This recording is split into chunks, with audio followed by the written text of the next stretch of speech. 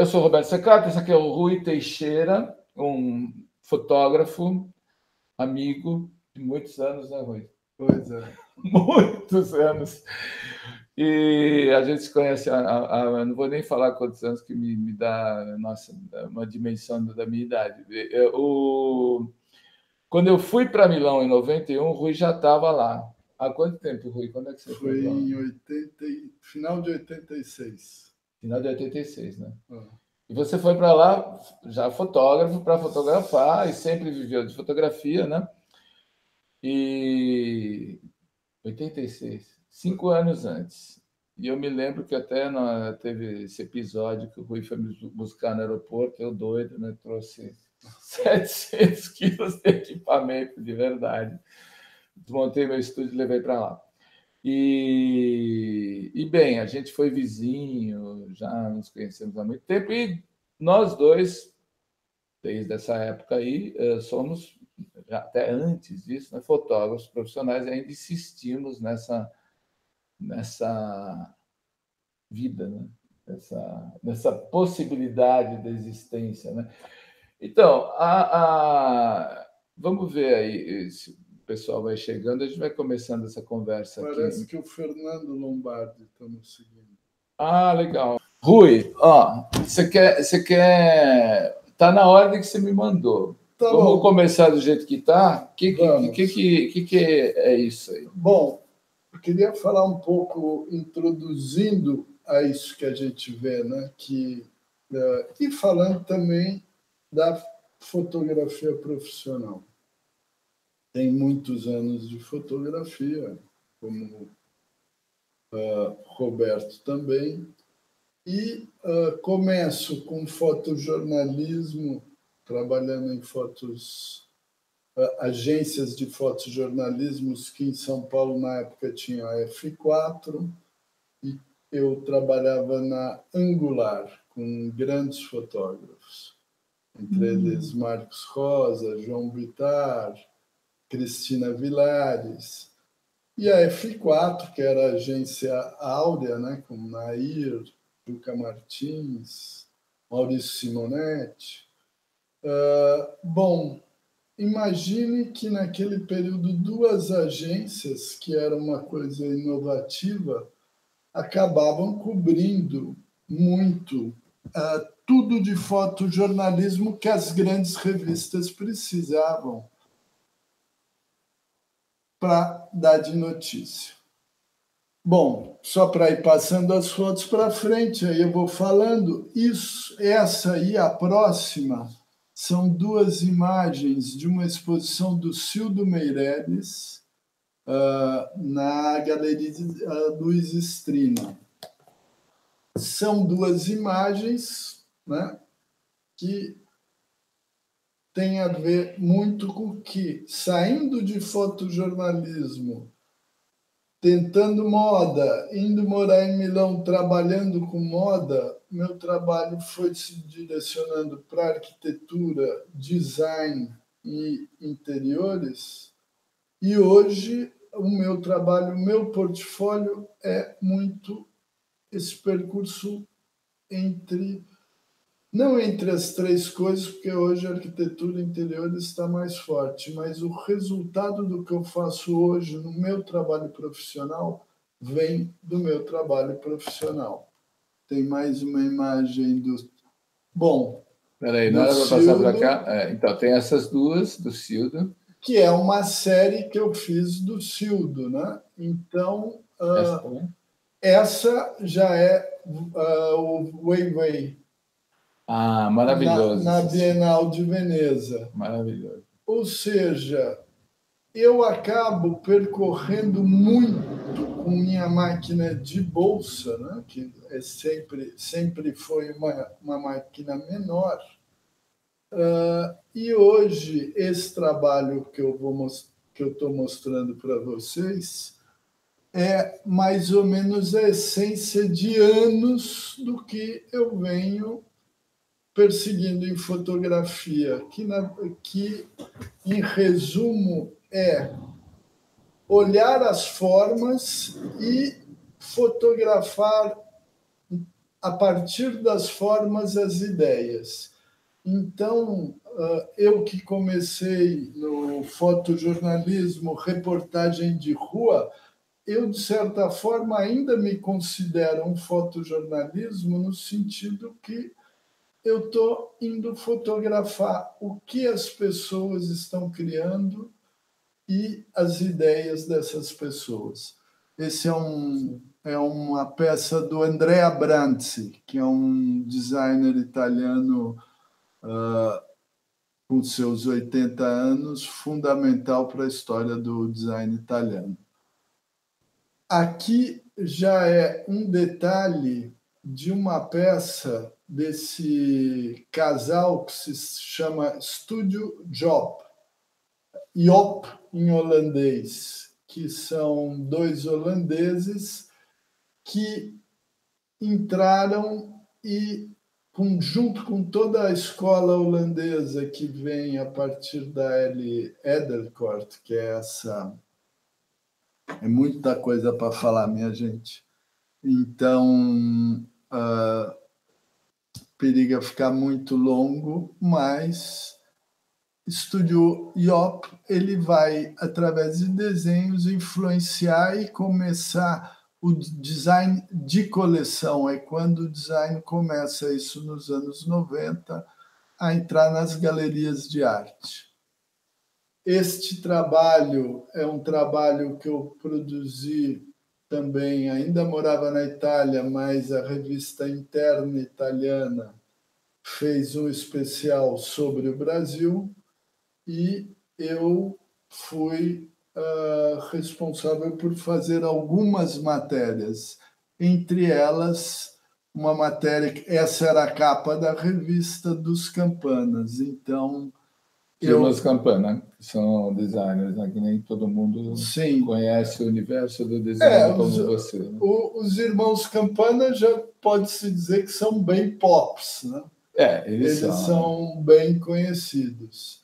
E eu peguei, essa matéria foi em 2010, eu peguei e levei as peças, porque eles são profundamente influenciados da rua, ideias de rua, né? Tem o estúdio em Santa Cecília, então agora aquela zona virou um lugar de muitos estúdios de design, de arquitetos, etc. Virou um lugar que tem uma vida muito interessante, mas eles já estavam lá desde do final dos anos 90. Então, eu quis pegar as peças e levar para a rua. Aqui é uma imagem também da forma, né? A forma destruída. É uma cidade que se chama Gibellina, na Sicília, Itália, que foi completamente destruída por um terremoto. E o impressionante é que essa cidade tem uma cerquinha, uma faixa.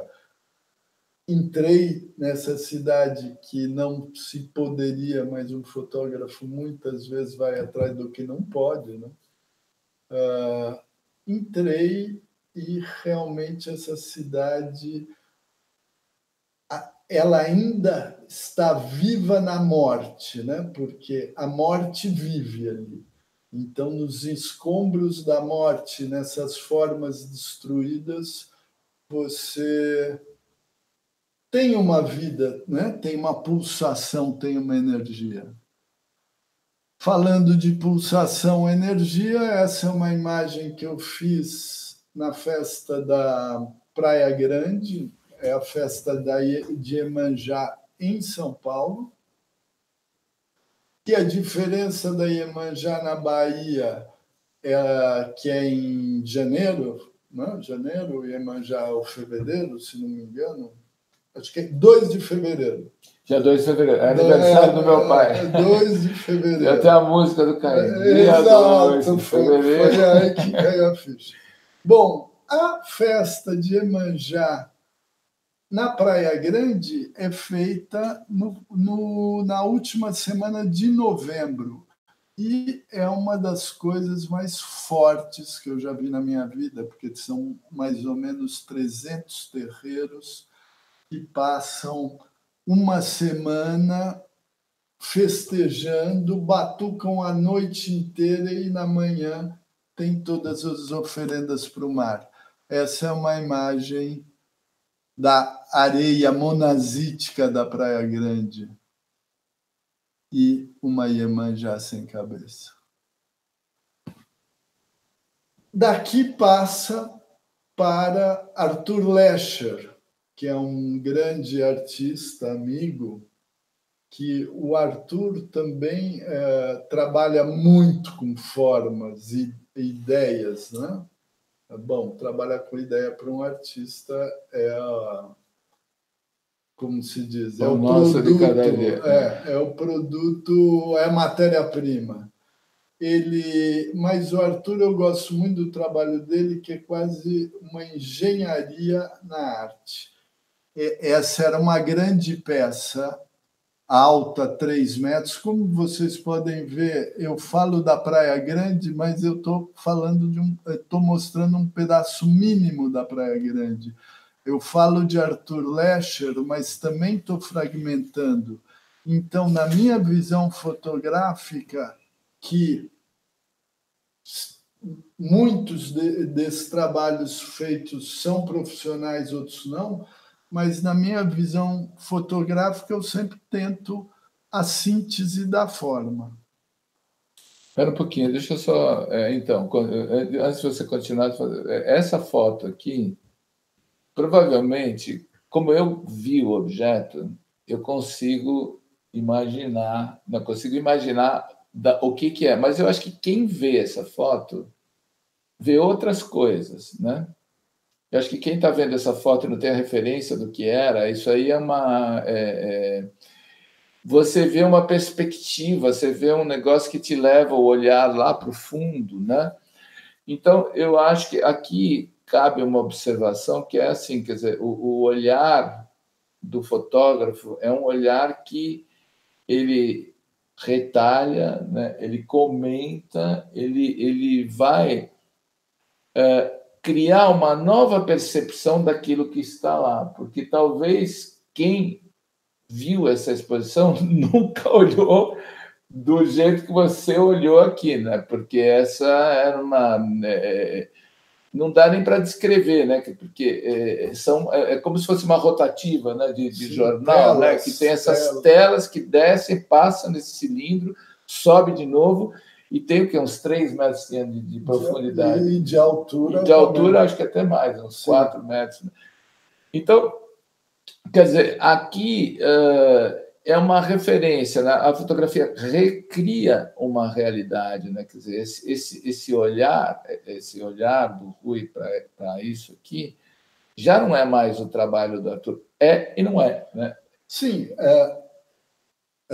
e volto, né, ao trabalho profissional. O meu trabalho profissional, eu estou sempre olhando o trabalho dos outros. Então, para mim, como um repórter fotográfico que vai cobrir a greve, ele tem que botar a legenda da greve, ele vai olhar aquela greve ou o assalto no banco com o olhar dele, com o ponto de vista dele, com a interpretação dele nesse momento. Por isso que eu me sinto meio repórter do que eu fotografo, porque eu me vejo nessa foto, eu vejo essa foto como minha, mas é a minha foto da ideia de alguém. Então, todo o meu trabalho está relacionado não só com o meu ponto de vista, mas o meu ponto de vista da ideia e realização de alguém. Então, por isso que eu tinha falado de dualidade. Aqui a mesma coisa, esse foi um trabalho no design que eu fiz em 2001, era um livro sobre um distribuidor de design em Milão, e já nesse livro, com peças muito importantes, eu comecei já a fragmentar. a chegar em essências de formas, que hoje, para mim, estava claro, nesse momento era uma experiência. Isso é um vaso de um designer italiano também bem conhecido, que se chama Gaetano Pesce, que trabalha com silicone. E quando eu olhei esse vaso, para mim, eu tinha visto a cara do Pato Donald aí. Então, eu sei que pode ser uma abstração de doido, mas acho que todos vocês, depois de eu ter dito isso, conseguem ver o Pato Donald. E a coisa engraçada é que, do momento que você vê o Pato Donald, você vai sempre ver o Pato Donald. Aqui por muitos anos eu cobri na Holanda, né, já sempre usando a palavra de repórter fotográfico, mas na verdade eu ia fazer esses catálogos dos formandos da Design Academy de Eindhoven, que é uma das mais importantes faculdades de design no mundo, né? Porque na época a diretora a Lee Edelkoort, que é essa mulher que, aliás, semana que vem estará no Brasil para uma apresentação. Ela faz esse livro Bloom, mundialmente, já está no terceiro Bloom Brasil, que vai ser apresentado agora semana que vem. Bom, a Lee me chamava para fotografar os projetos dos designers. E esse era um projeto com a Swarovski, que esse designer acabou pegando e enchendo a vela, uma vela normal que, quando pegava fogo, saíam os cristais. Que é uma poética efêmera que eu acho muito bonita. Muito bonito. Aqui já é um querido amigo e grande designer brasileiro, Léo Capote. O Léo Capote, o avô dele tinha uma oficina mecânica. Então, essa coleção, que é de 2012, ele pegou ícones do design mundial, né? Essa é a egg chair oh, meu Deus, daqui a pouco eu me lembro. Sim, do Aron. Egg chair. E ele, a partir de porcas, soldando uma porca na outra, constrói essa peça que deve ter uns 400 quilos, uma ergonometria perfeita, e eu também acho... Você sentou? Claro. E aí? Perfeita, é super ergonômica, porque ele não trabalha com uma camada de porcas, como vocês podem ver, tem a camada externa e a camada interna. E a camada interna ele segue a ergonometria do corpo. Bom, aqui também ainda morava na Itália, foi uma vinda para o Brasil, é um projeto do Márcio Kogan, e aquela lâmpada luminária é de um designer alemão que se chama Ingo Maurer. E também uma grande ideia do Kogan, Márcio Kogan, arquiteto, que você vê aquele passarinho do Ingo Maurer redondinho buscando a saída do seu ninho. Pela claraboia. Né? Pela claraboia. Bom, essa é a Casa Modernista do Warszawskyk, na Rua Santa Clara, na Vila Mariana. Casa Modernista é a primeira casa modernista do Brasil, que é um lugar fantástico. Infelizmente, eu adoraria morar numa casa modernista, adoro essa arquitetura. Bom, essa casa, então, é uma coisa. Pecado que está quase... Gibelina teve um terremoto. Lá não precisa terremoto, porque vai acabar caindo, porque o desinteresse é muito grande, um pecado. E aí, na Casa Modernista, eu fiz algumas fotos do mobiliário do Warszawskyk na casa. Uma curiosidade, essa luz amarela As paredes são amarelas ou As paredes são amarelas.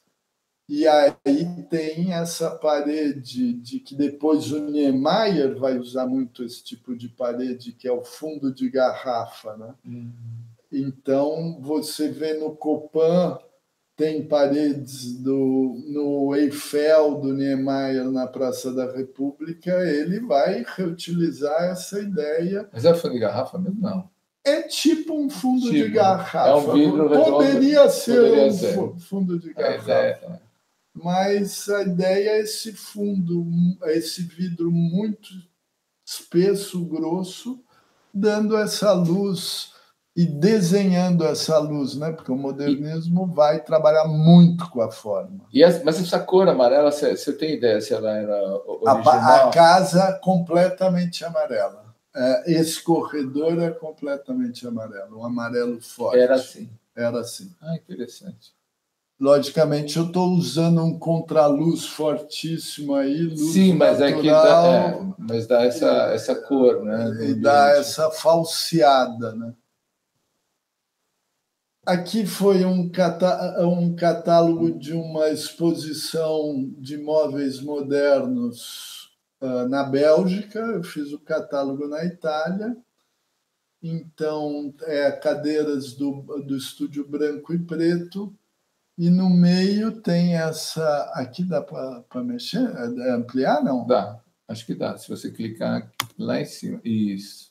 Vamos ver. E aí tem... Lá em cima. Esse lindo detalhe que é um dedo, o dedo médio, dedo do meio, mandando para aquele digníssimo lugar que é uma escultura do Cátela. Esse que dedo... estava na frente da Bolsa de Milão. Esse dedo... Com 3 metros de altura. Exato. Faz parte... É uma miniatura, que eu também tenho a foto que eu não trouxe para vocês...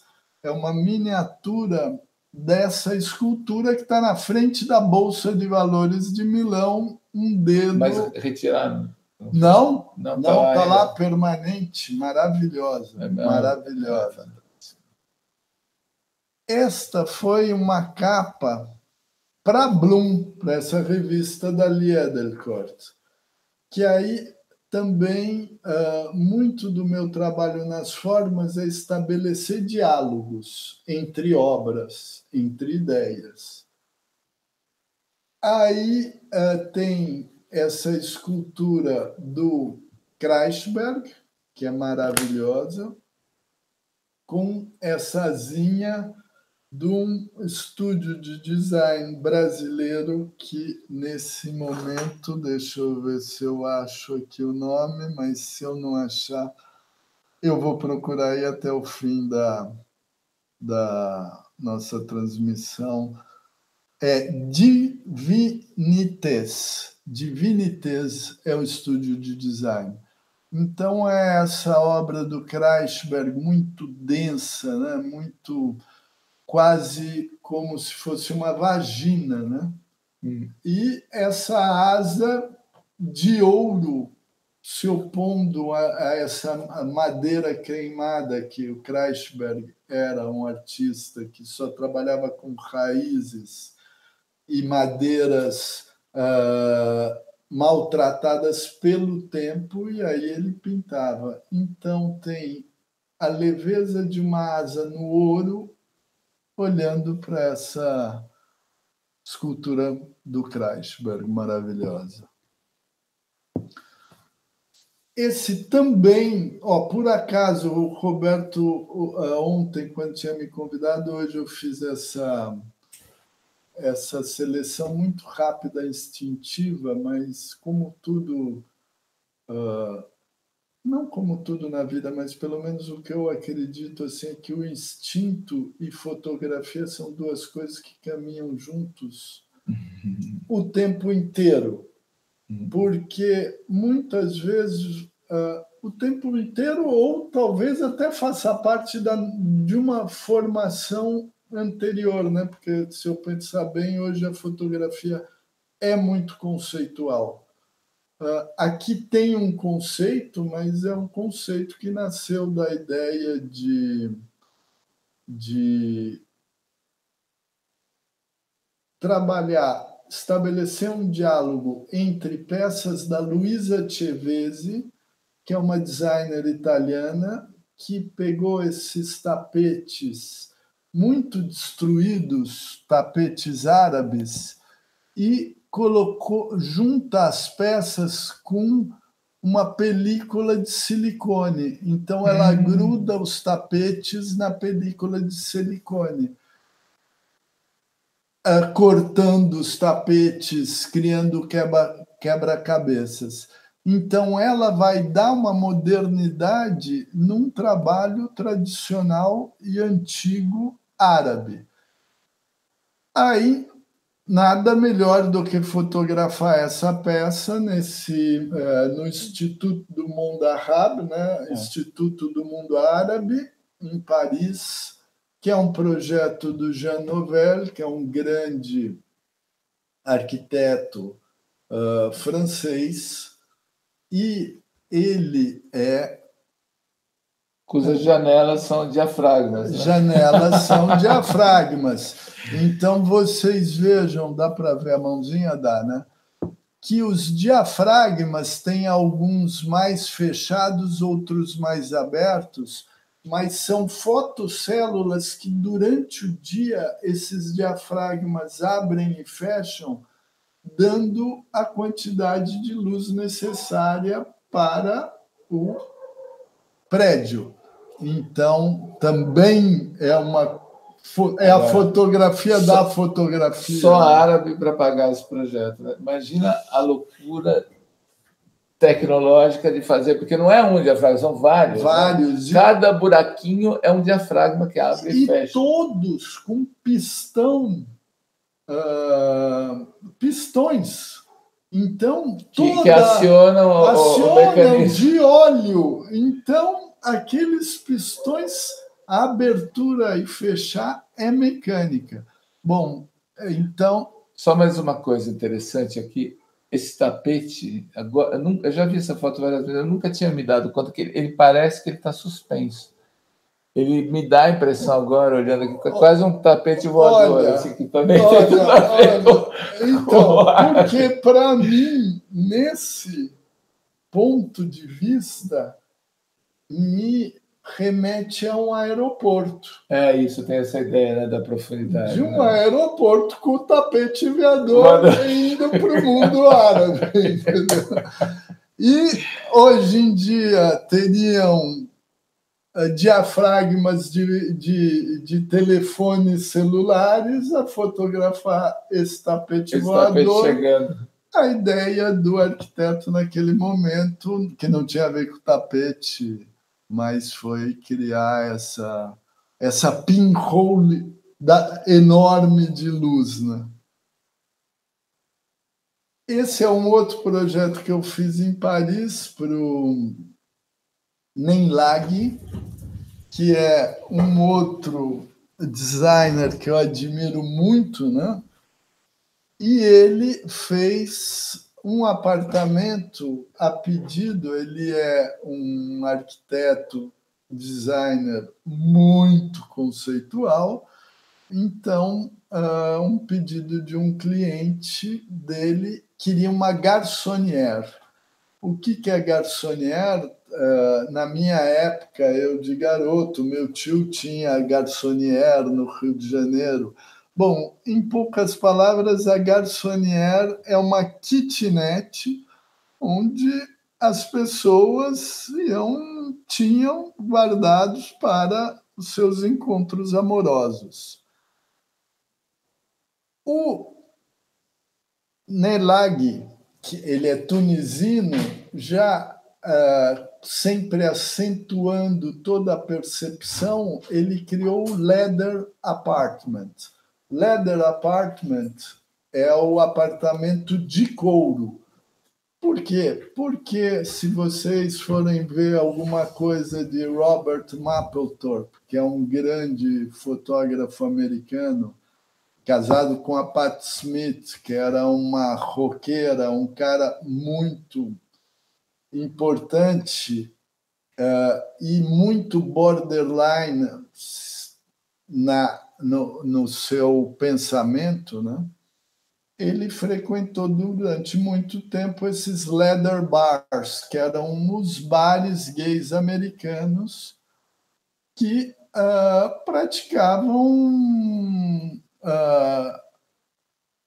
encontros sempre ligados ao couro, então aquelas calças de couro, aqueles gays com aquele couro bem justo que depois foi substituído pelo silicone, pelas roupas de silicone, né? Bom, ele retornando a todo esse passado, não tão distante naquele momento, porque esse trabalho é anos 90, eu fui fotografar esse apartamento. Isto aqui é um sofá de couro. Aqui tem uma cozinha escondida. Aqui são armários. E aí chamamos uma modelo, um homem e uma mulher para esse encontro, mas onde só se via a pele. Então, é a pele no couro. Adoro esse projeto. Quando eu encontrei aquela foto do Cildo inicialmente, eu me surpreendi muito porque eu tinha fotografado uma mesma situação Numa casa? Numa casa vazia, e tenho toda uma série desse trabalho em Paranapiacaba, que é a cidade onde 90% dos fotógrafos paulistas... Acabaram de fazer um festival lá, que o João Cuco fez a primeira edição do Festival de Paranapiacaba, de fotografia. Porque é uma cidade por excelência para fotografar. Para ser fotografada. Essa cidadezinha na Serra do Mar, indo para Santos, né? Então, depois da represa, entre a represa e a serra, que é uma cidade construída por ingleses, quando foi feita a estrada de ferro São Paulo-Santos, para levar minério, para escoamento do porto, etc. E é uma joia de uma arquitetura vitoriana no Brasil, no meio do mato. Eu recomendo a todos, seja ao festival, seja ir lá praticar suas fotos, que é um lugar muito inspirador. E tem essa neblina, né, que tem várias vezes por dia. A neblina chega, cobre, fica todo aquele ambiente. Depois... Ou seja, variações de luz intermináveis. Todo, né? Agora, veja vocês, assim, quando eu vou atrás das formas no meu trabalho, eu acabo reencontrando essas formas com várias leituras diferentes. E eu uno essas formas com a minha leitura, mas esse trabalho e o do Cildo, para mim, estão muito próximos, partem de dois conceitos muito diferentes, mas chegam através aí da minha lente numa síntese bem parecida. Aqui também é em Paranapiacaba, o meu assistente Elber, que é uma... E aí, o que eu gosto disso é que geralmente você fotografa a janela, a pessoa na janela para fora, né? E nesse caso aqui é ele de fora para dentro, olhando para dentro com um contraluz fortíssimo e ele muito estiloso. Exatamente. Isso. Opa, não, peraí.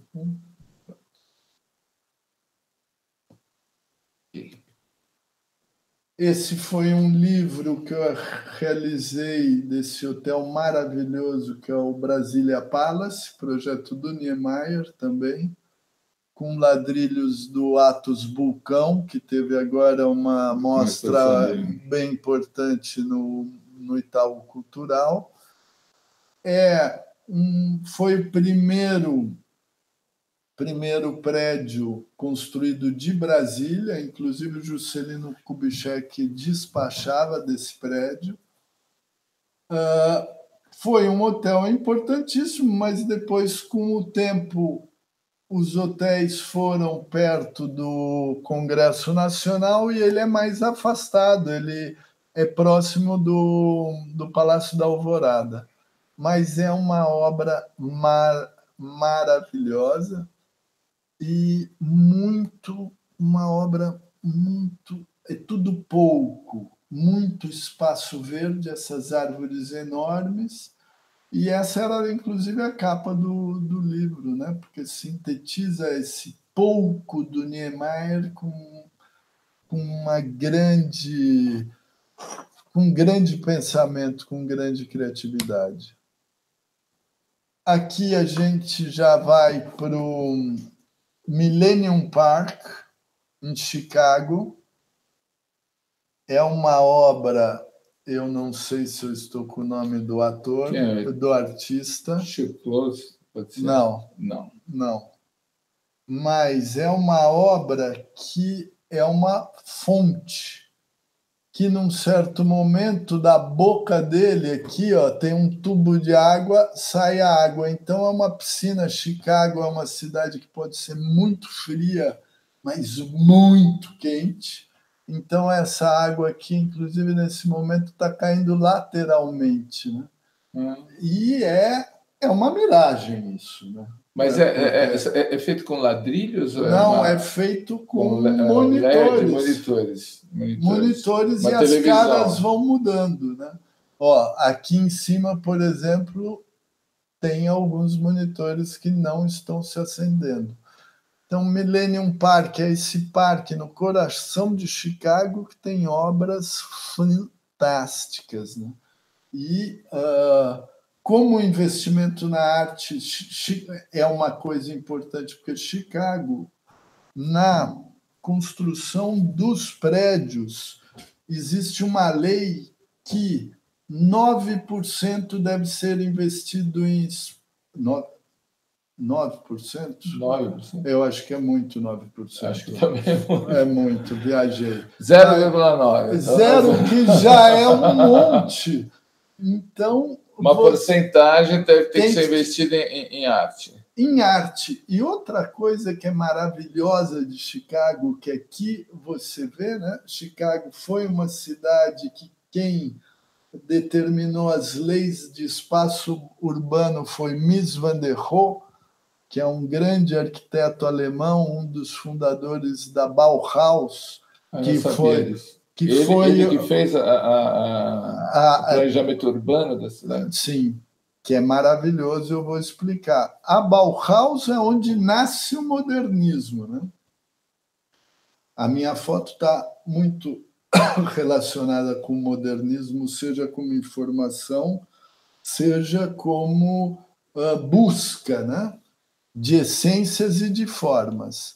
Bom, Mies van der Rohe, expulso da Alemanha, porque a primeira coisa que o nazismo fez na Alemanha foi fechar qualquer centro de pensamento, né? E a Bauhaus era um centro de pensamento revolucionário na forma, mas no conceito também, porque o modernismo parte da ideia que tudo deveria ser produzido para a sociedade.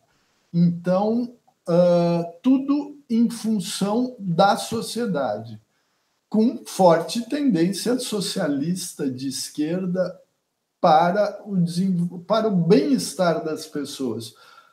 Mies van der Rohe assume a presidência da Escola de Arquitetura de Chicago, que é uma das mais importantes da história da arquitetura no mundo, né? E veja bem, ele coloca uma lei no plano diretor que, de qualquer ponto que você esteja de Chicago, um prédio não pode cobrir o horizonte do outro prédio. Então, vocês vejam nessa imagem aqui, você está vendo o prédio lá embaixo, você está vendo o prédio aqui, esse que entra por cima, você está vendo um prédio... toda essa foto é um conjunto de prédios que nunca fecha a visão do outro. Então, você muda de lugar, Chicago, você vai achar quebra-cabeças de espaços. E andando... Ou seja, você tem sempre horizonte em algum lugar para ver. Sempre.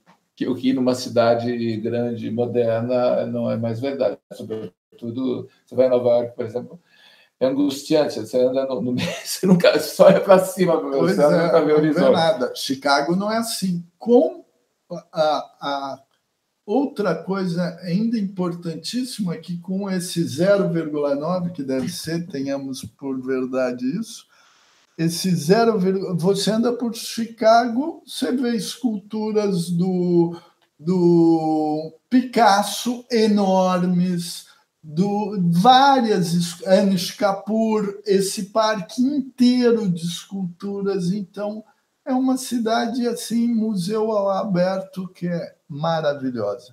Depois, como é uma cidade que esse plano foi feito exatamente para tomar um espaço que era dominado pela máfia. Então, teve um investimento urbano... porque Chicago tem tradicionalmente a história do Al Capone, né? Exato, a história da máfia. Nos anos 30, né? Claro.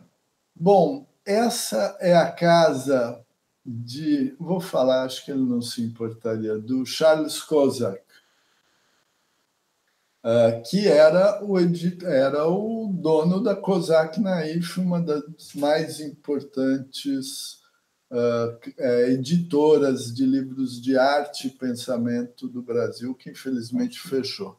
Então, eu adoro a ousadia desse quarto vermelho, cadeira do Tenreiro, que é um grande designer brasileiro modernista, essa peça de xadrez gigante, que é quase o pé invertido da mesa. É verdade. E esse Cristo sacrificado jorrando esse sangue por todo o ambiente.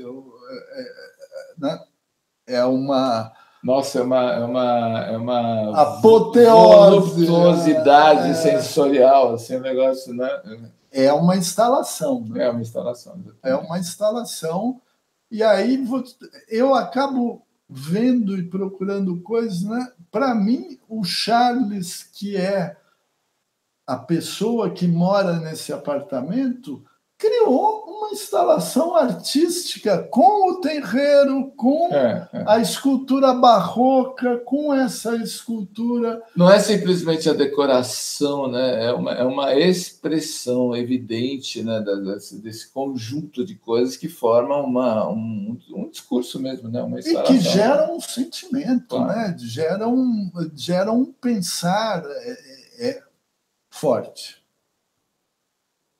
Essa foi uma matéria que eu fiz para Elle Déco inglesa.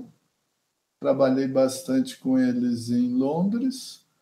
E esse trabalho foi... Essa é uma cadeira do Panton, Werner Panton, que é um grande designer também da Escandinávia.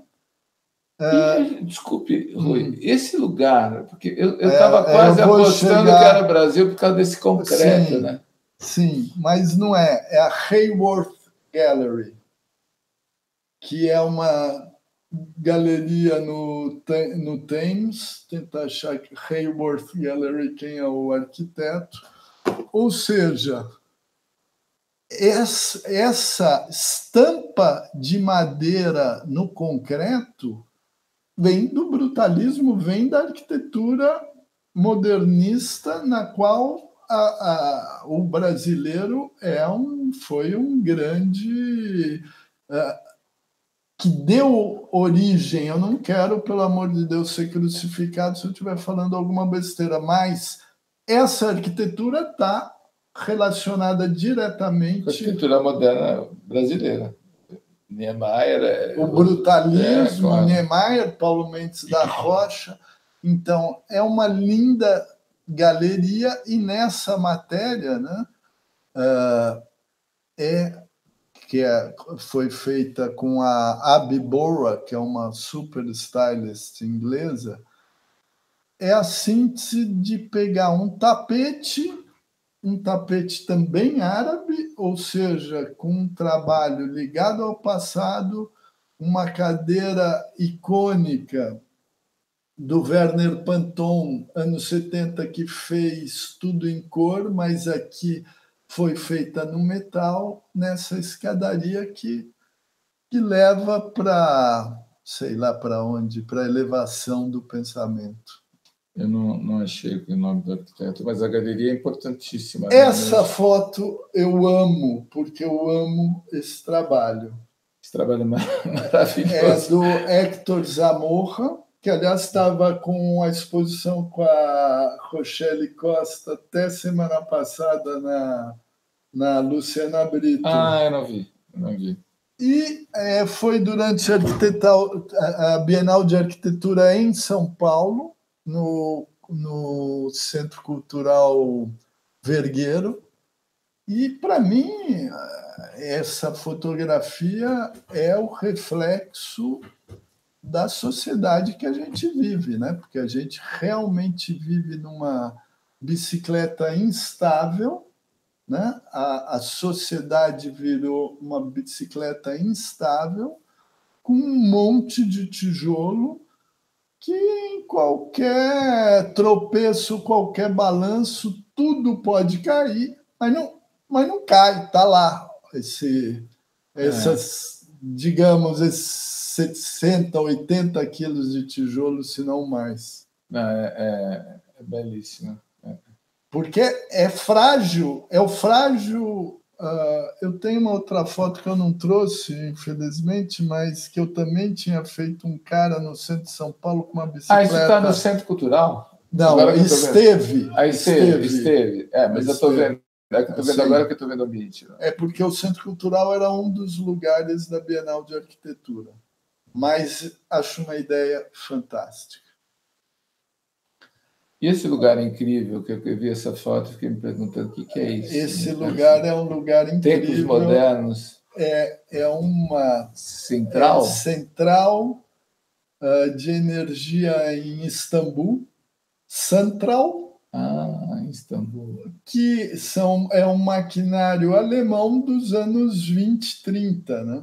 Então, para mim, aqui. Mas não funciona mais. Não funciona. Mas é um museu tecnológico. É uma arqueologia industrial tecnológica. E você fez naquela viagem que a gente foi junto ou foi uma outra viagem? Não, foi num trabalho. Eu fiz um trabalho de moda para Carpisa, que era esse cliente de bolsas. Eu viajei o mundo praticamente com eles. Que lugar lindo. E eu gosto de moda muito. Agora, assim, digamos que moda, eu vejo moda como design. E aí, muito o trabalho, as fotos de Chicago também foi um outro trabalho da Carpisa, várias outras fotos acabam sendo, ou seja, muitas dessas fotos que eu estou mostrando são fotos realizadas no meio de trabalho no dia livre. Aí eu pego e vou fotografar o que realmente me fala, né? Então, essa central, para mim, fala muito, porque é de uma beleza de desenho fantástica.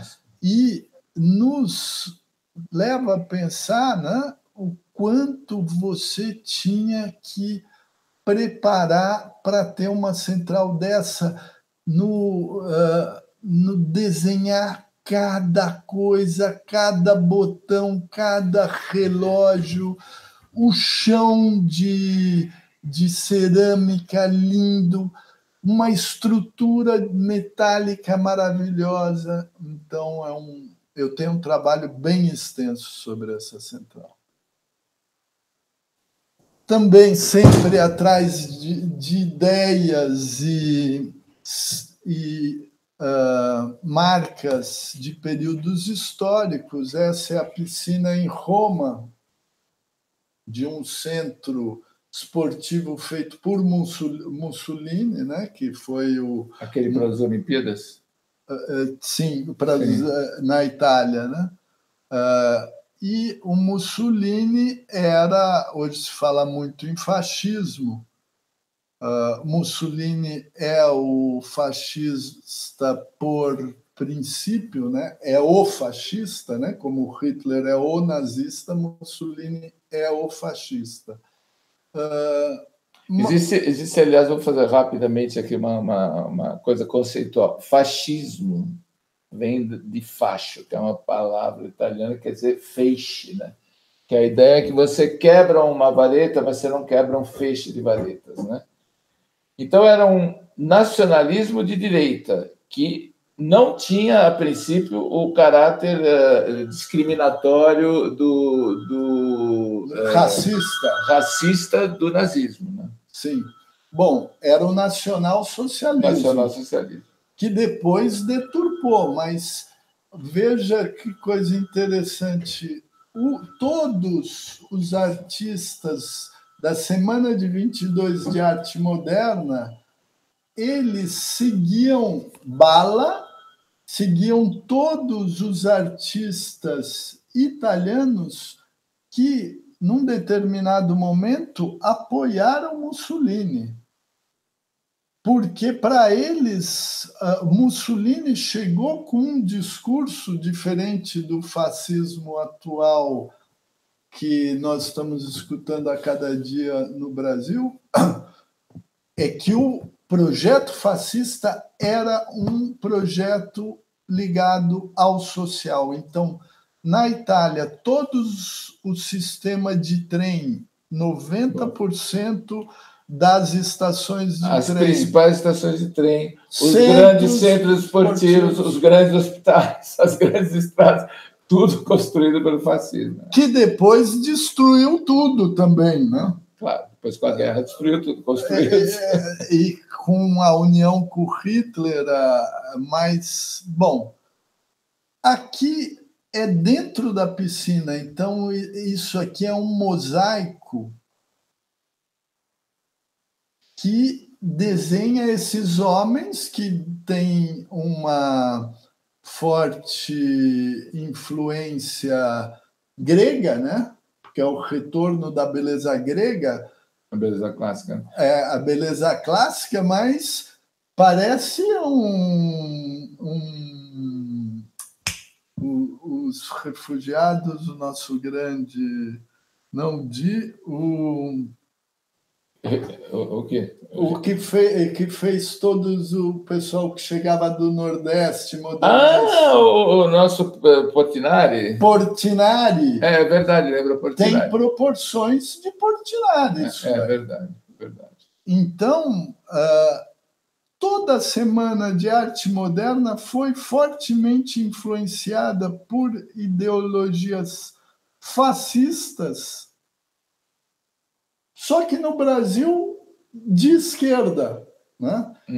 Então foi um momento que, no início do fascismo, que o fascismo era nacional-socialista, trabalhava para o Estado, só que o Estado acima do cidadão, e a gente sabe que quem está por cima geralmente massacra quem está por baixo. Mas eu acho esse trabalho em mosaico fortíssimo. Bom, é uma tradição milenar na Itália, né? Sim, desde o Império Romano, esse Piazza Armerina, aquelas coisas. Aqui eu estou na pista da Fiat, em Torino. A Fiat tem esse palácio que era o prédio da Fiat, e no telhado do prédio da Fiat tem uma pista de prova de carros, aquelas pistas tipo de Monza curvo. No telhado? No telhado. E toda essa zona de Torino, que estava abandonada, né, com a crise automobilística, que virou um certo tipo de arqueologia industrial, foi retomada pelo Renzo Piano. Então, esse prédio da Fiat é um centro cultural, um centro de exposições, e o Renzo Piano, como pega esse azul, essas chaminés que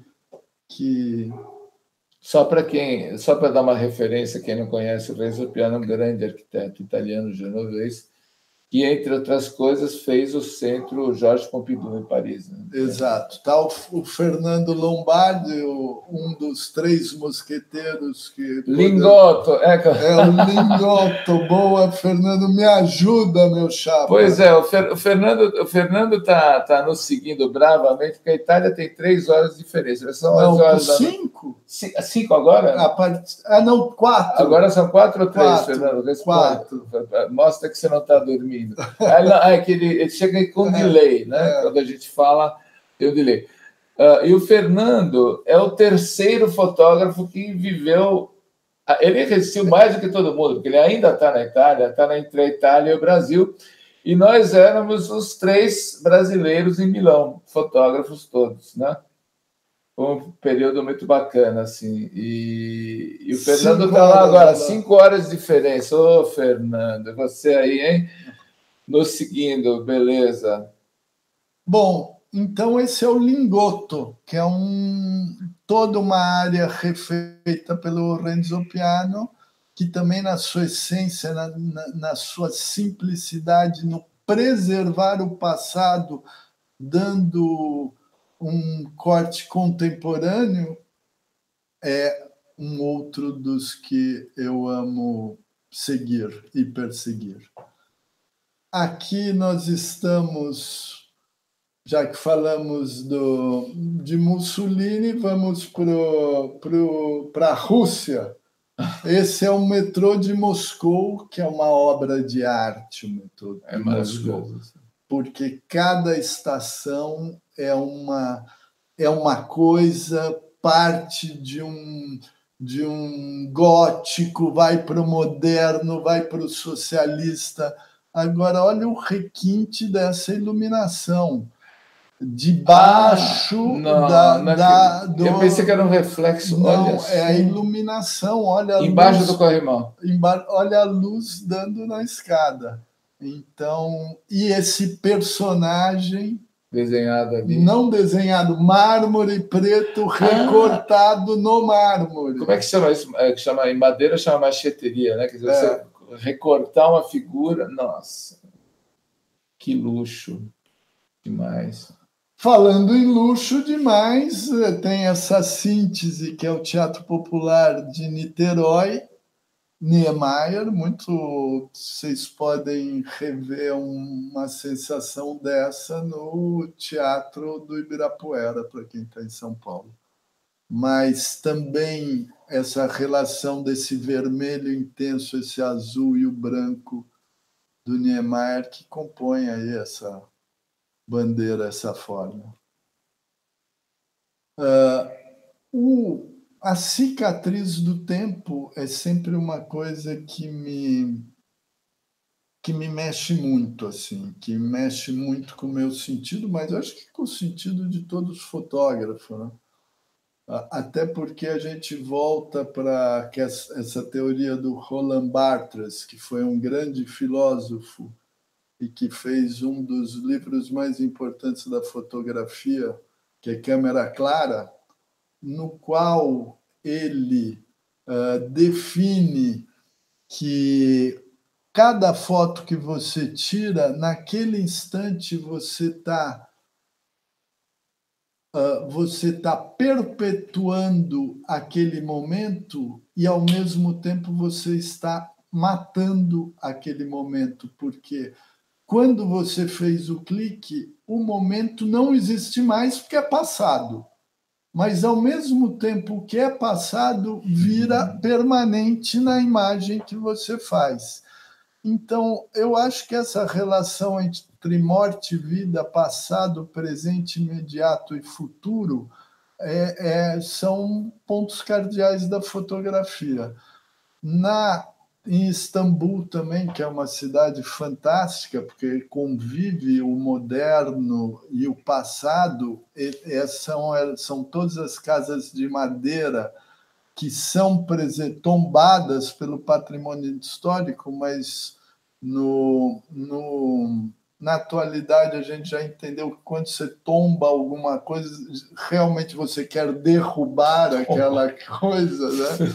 Porque acaba caindo. Primeiro tomba, aí deixa cair, Exato. Com a máquina porque é muito caro você pegar e reconstruir um palácio desse com a madeira, todo de madeira, e ao mesmo tempo Istambul, como tinham todas essas casas construídas em madeira, sofreu grandes incêndios. Isso aí é na beira do Bósforo.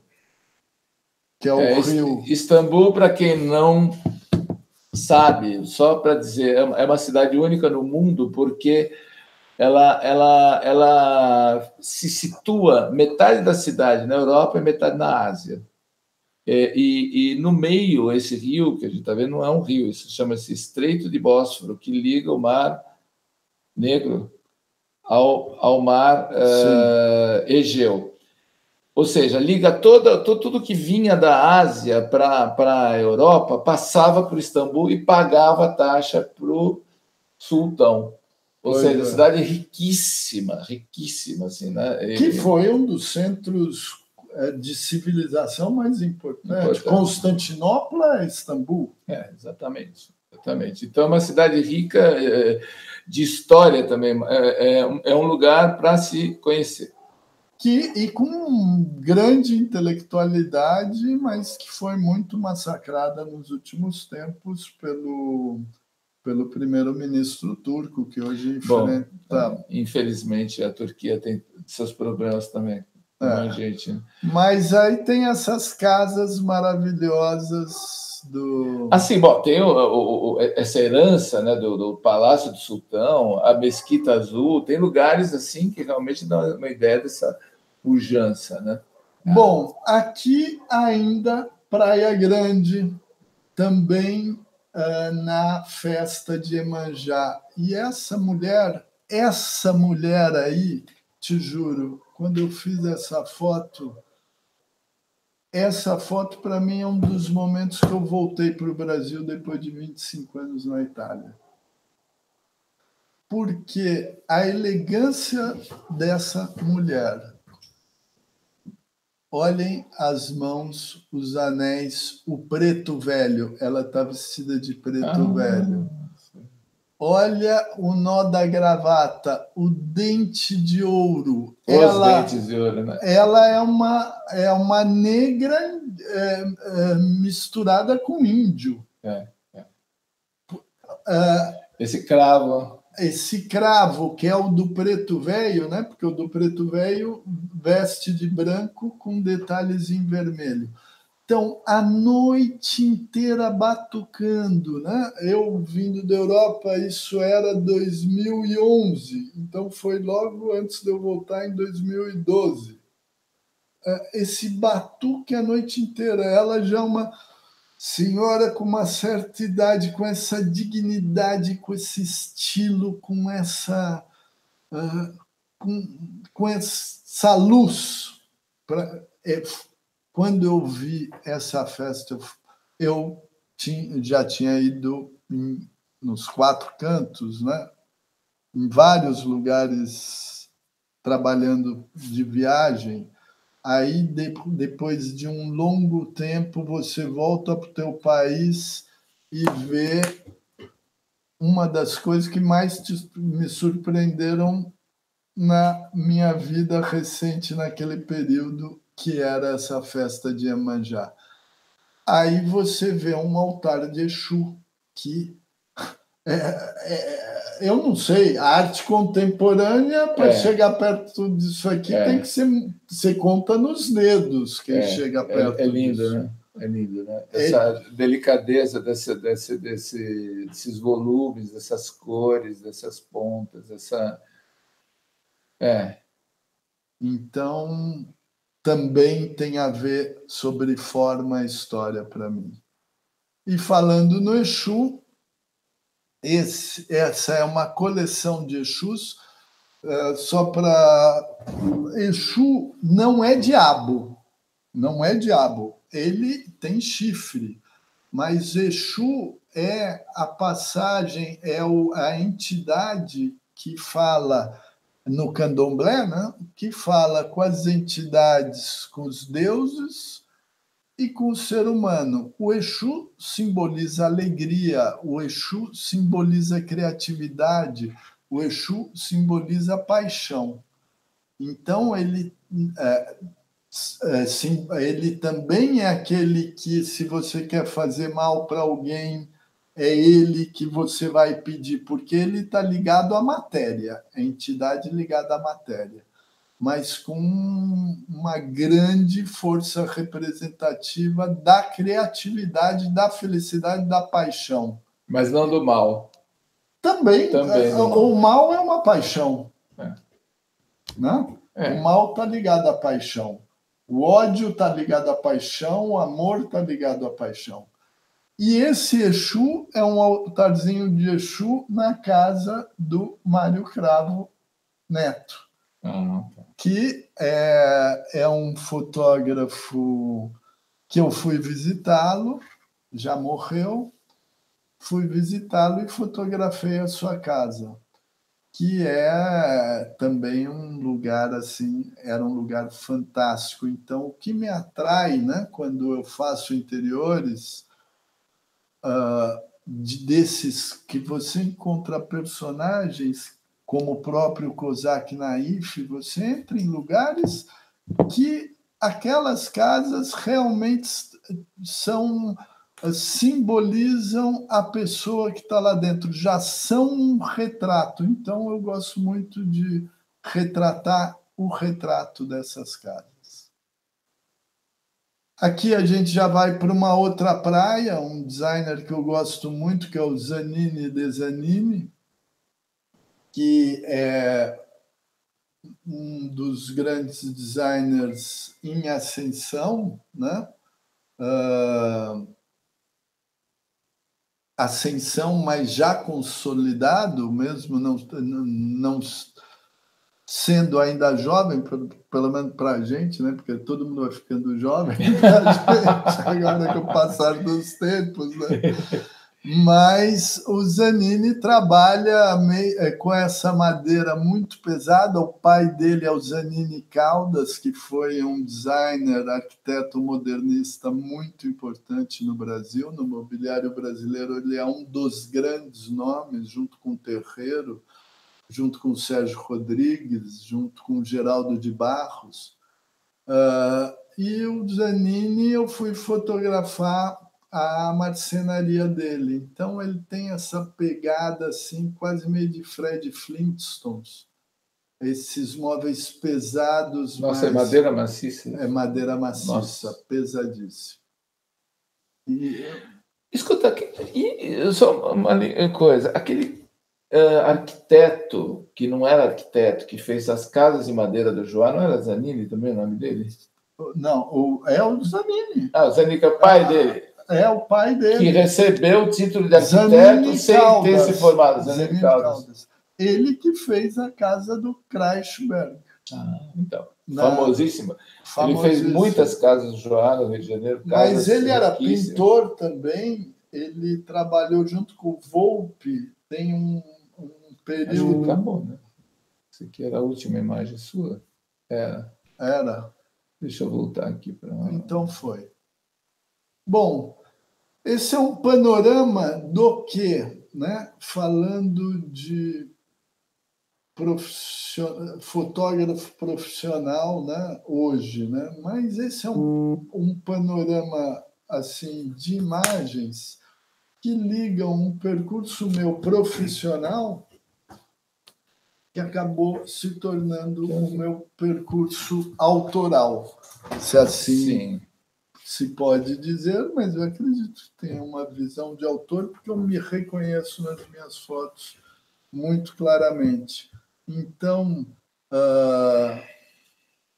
como que hoje isso funciona, que era uma coisa que a gente ia discutir, como que é a relação, porque no nosso período, no período do Fernando, o profissional necessariamente tinha que ter uma técnica muito grande, sem ter tido escolas, porque não tinham escolas de fotografia aqui, por isso a gente se inventou fotógrafo. Errando, né? E uma brincadeira cara, não é um celular que hoje você compra, tinha revelação, papel, máquinas caras. Então, quase que obrigatoriamente, para você ser um fotógrafo, o teu trabalho tinha que estar relacionado com a fotografia. Né? Ah, sim, sim. Quer dizer, de certo modo, sim, né? Mas uma coisa que tá esses dias é o seguinte, que o fotógrafo, de certo modo, a gente sempre foi meio marginal, né? Porque marginal não no mau sentido, marginal no sentido de estar à margem de uma formação clássica, à margem de todo.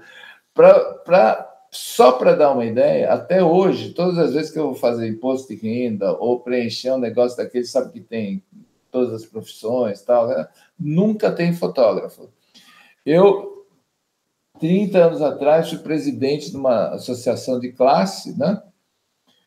E a gente falava da regulamentação da profissão de fotógrafo, que nunca aconteceu.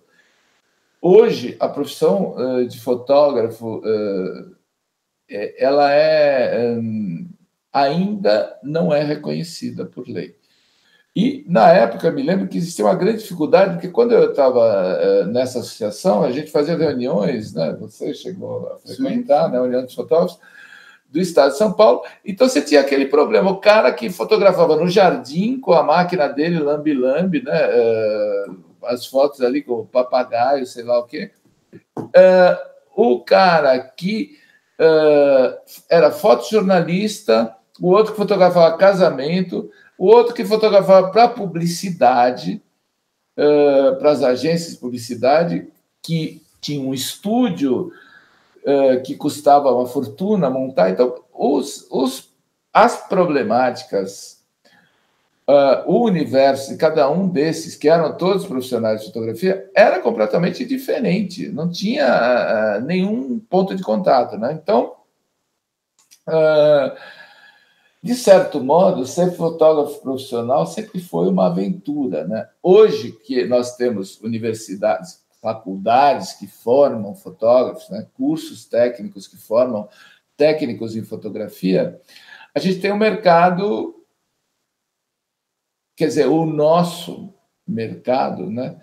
Que foi o mercado das revistas, das agências de publicidade, que está, não digo desaparecendo, mas quase. Né? As revistas estão desaparecendo. Tá acontecendo uma grande transformação, né,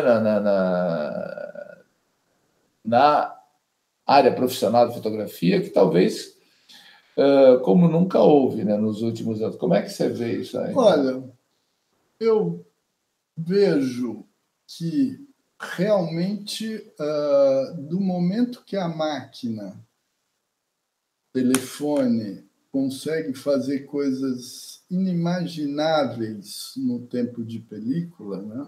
Ou seja, você trabalhava com uma luz, você tinha que filtrar. Se a luz era verde, se a luz era incandescente, você botava um filtro azul. Se a luz era de neon, você botava um filtro magenta. Você tinha que medir a temperatura de cor para saber qual filtro colocar. Você trabalhava com filme que você puxava um preto e branco para 1.200, para 1.600 asas, e aquele filme você tinha que fazer as fotos. Ou seja, era necessário uma grande formação técnica. Do momento que a máquina é capaz de fazer tudo de um jeito muito mais simples e imediato do que o profissional fazia, obviamente, toda uma classe de profissionais desabou. desabou até porque eu acredito que ultimamente, com o Instagram, com mídias sociais e com todo mundo sendo fotógrafo, no sentido de ter um instrumento na mão, o selfie ou uma foto despojada, como a gente brincou da última vez que eu brinquei contigo, quanto pior for a foto, mais like ela tem. Houve um avanço de todo mundo querer registrar a presença naquele lugar. Então, quem pedia fotografia para profissional falava, agora eu faço com o telefone. Só que a concorrência de tudo, seja de comunicação, seja relacionada à indústria, ao mercado, a um produto, também está em grande transformação. Então, a gente vê no apogeu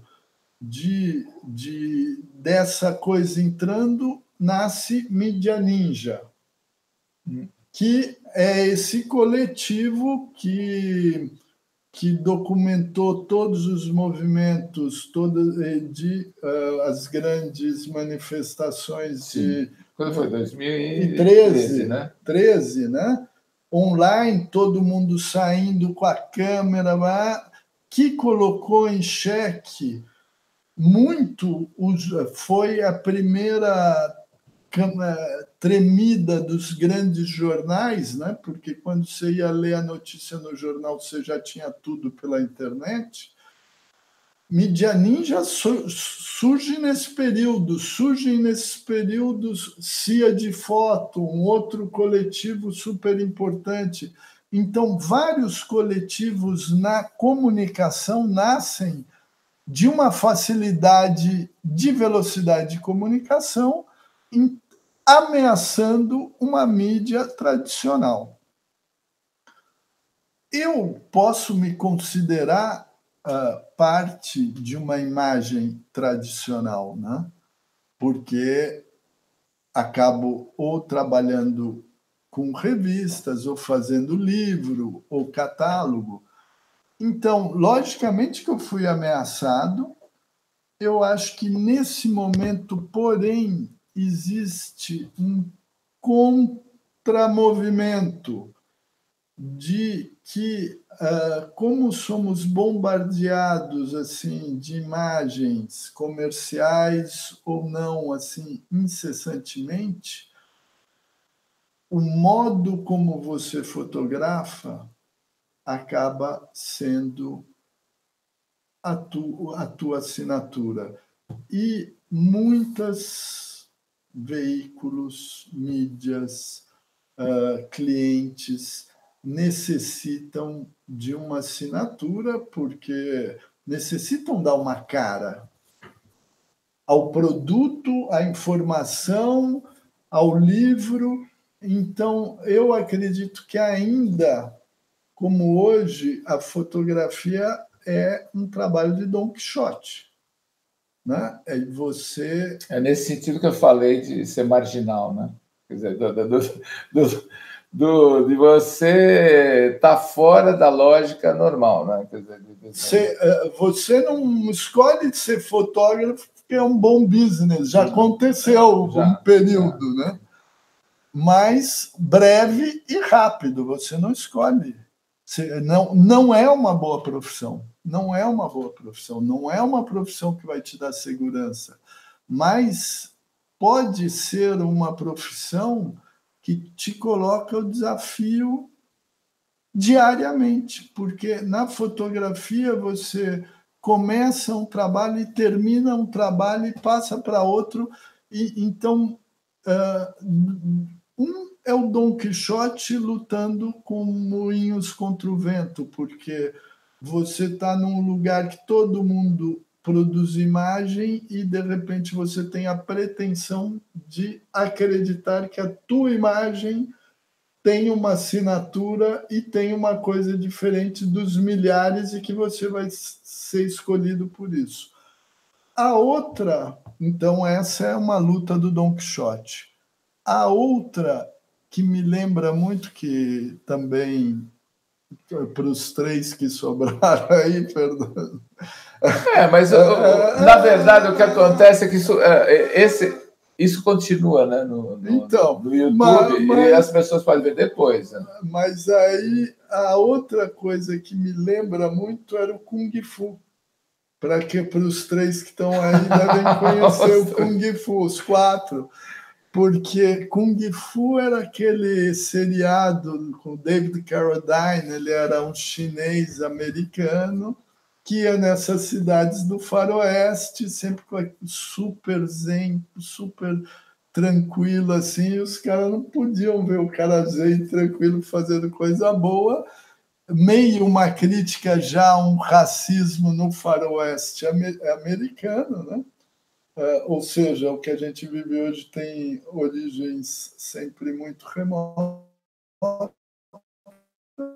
E o seriado, ele entrava, participava ou de uma família ou de uma comunidade, todo mundo queria dar pau nele, ele não respondia para ninguém, tomava porrada quieto, até que num determinado momento ele quebrava tudo e todo o mal era derrotado, ele fazia a paz com a comunidade ou com a família, e quando estava tudo bem, ele botava a malinha nas costas e ia para o próximo capítulo. Tipo, samurai do Velho Oeste, né? Exato.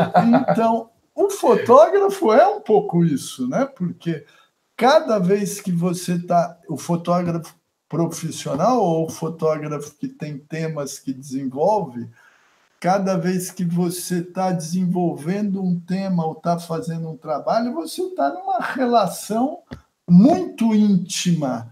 Você olha a pessoa, você dirige a pessoa, ou você entra num lugar e tenta entender tudo. Então, e depois, quando acaba, você tem as fotos, mas aquele lugar, aquela relação, muitas vezes você nunca mais vai repetir. Então, o Kung Fu me lembrava muito disso também.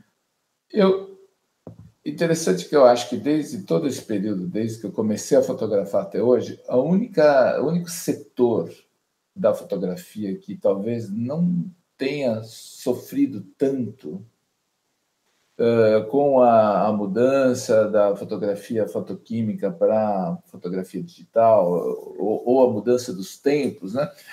Foi o setor da fotografia social, casamento, essas coisas, né? Porque as pessoas continuam tendo necessidade de chamar um fotógrafo profissional, fazer o casamento, não pedir para o amigo fazer, que fica bêbado, depois não sabe onde é que colocou a máquina, não esquece de fazer foto. Se botou o filme, o cartão na máquina. Enfim, agora, até nesse setor, existe uma concorrência muito grande. Sempre existiu, né? Na verdade, eu quero dizer, às vezes eu fico pensando, quer dizer, hoje parece que você pensar em ser fotógrafo profissional é uma coisa absurda, anacrônica, etc. Mas, na verdade, de certo modo, sempre foi, né? Eu, quando resolvi fazer fotografia, eu não sabia nem como é que um fotógrafo existia. Eu queria ser fotojornalista, acabei conseguindo, fui, depois trabalhei com publicidade também. Lá, essa passagem foi uma coisa muito louca, né? Porque você sair da rua para ir para o estúdio, não é assim, vou para o estúdio. Estúdio você tem que saber iluminar. Iluminar não é uma coisa que você aprende de um dia para o outro, são anos de prática, de experiência, de tentativa e erro, etc. Então, e tinha esse processo, né? Tinha esse processo. Hoje, eu penso o seguinte: com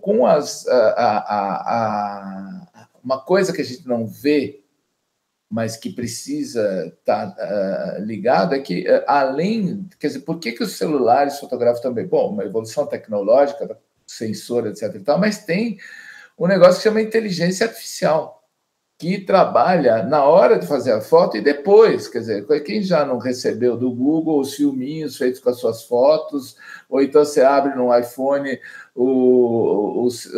as suas fotografias, estão lá várias organizações por dia, por lugar, quer dizer, para centenas de milhões de pessoas, os computadores vão lá, escolhem as fotos, montam o filme, põem a música, ainda perguntam se você quer que tenha um tom triste, alegre, engraçado, rápido. É incrível, porque eles vão lá, analisam imagem por imagem, não é que é uma coisa feita a acaso, né? Isso feito por máquinas. Então, o que resta para quem tem a pretensão de ser fotógrafo, tem a pretensão de fazer dessa, digamos assim, dessa possibilidade de imagem, né? Resta aquilo que você estava dizendo, que é o seu olhar, né? Quer dizer, resta a sua maneira de se propor, a sua maneira de olhar, que é uma coisa que, por mais que exista a inteligência artificial, por mais que os sistemas, os processos sejam automatizados,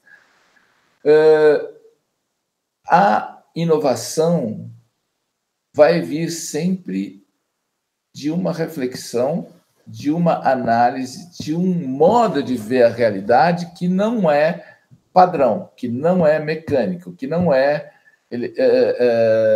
artificial. Bom, chegando no extremo, muito ligado ao meu campo, né?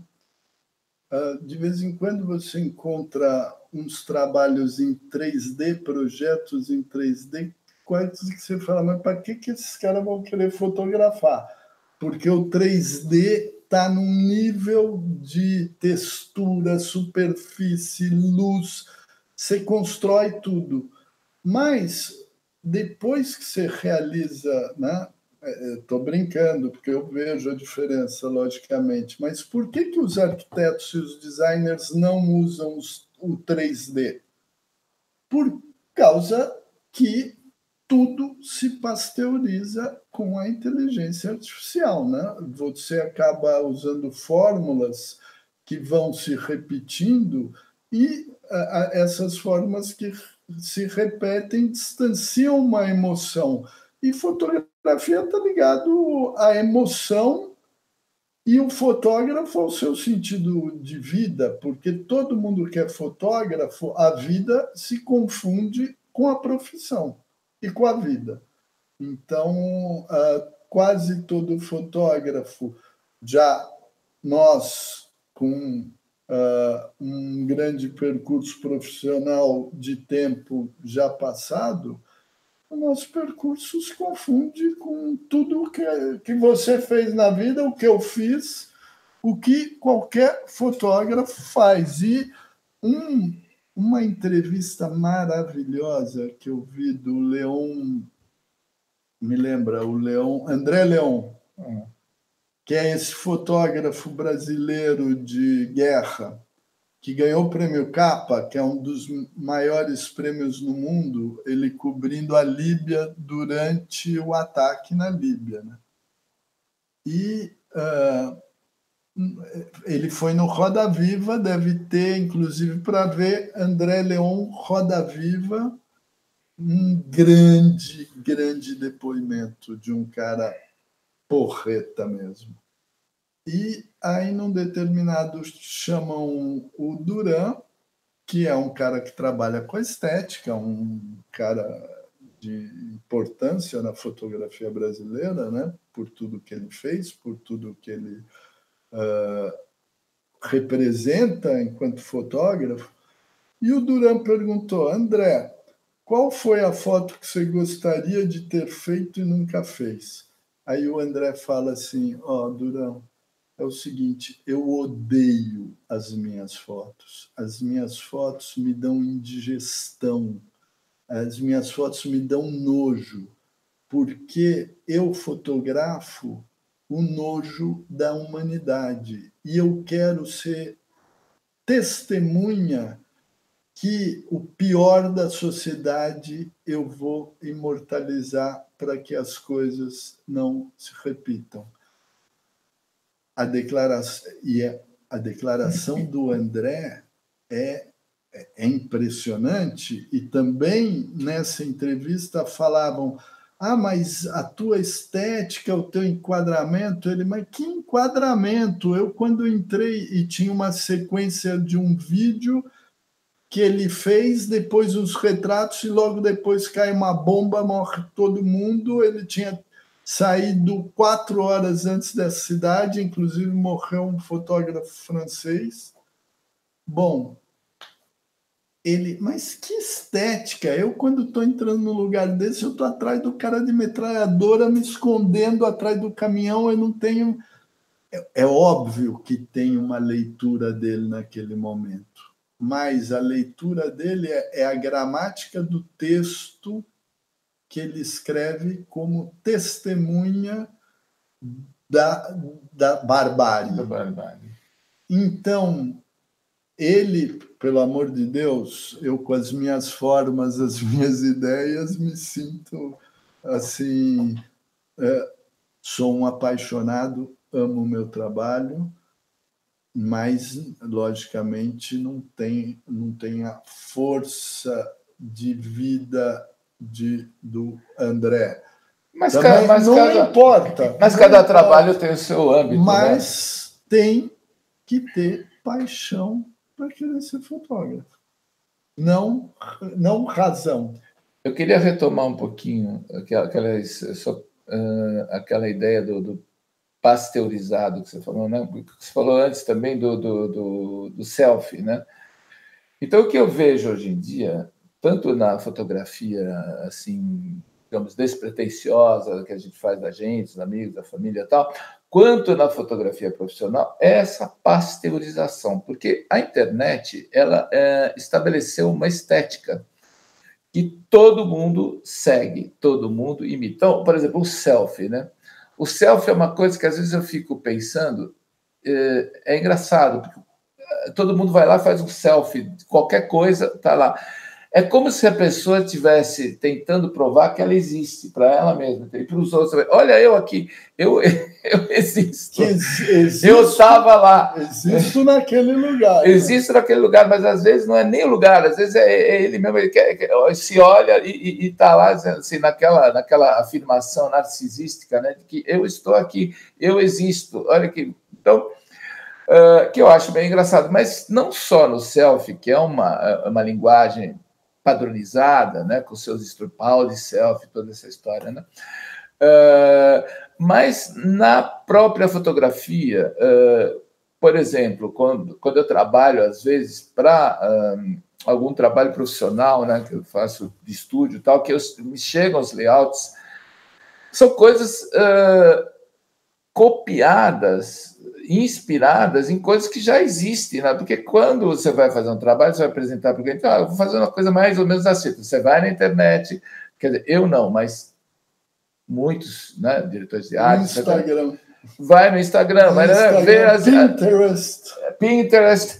Tá lá, tem foto de tudo, né? Quer dizer, hoje praticamente não precisa fotografar mais nada, porque tudo já foi fotografado, tudo está disponível. Você vai no banco de imagem, bota lá flores, vem 489 milhões de possibilidades de você ter uma flor.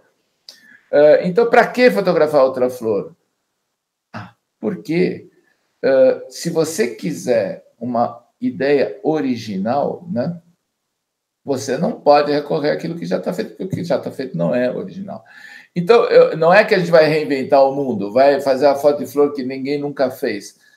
Mas, naquele momento, talvez você possa propor uma coisa que tenha um sabor contemporâneo, que tenha a expressão que aquela comunicação específica te sugere ou precisa. Isso que é o olhar, né, de cada um.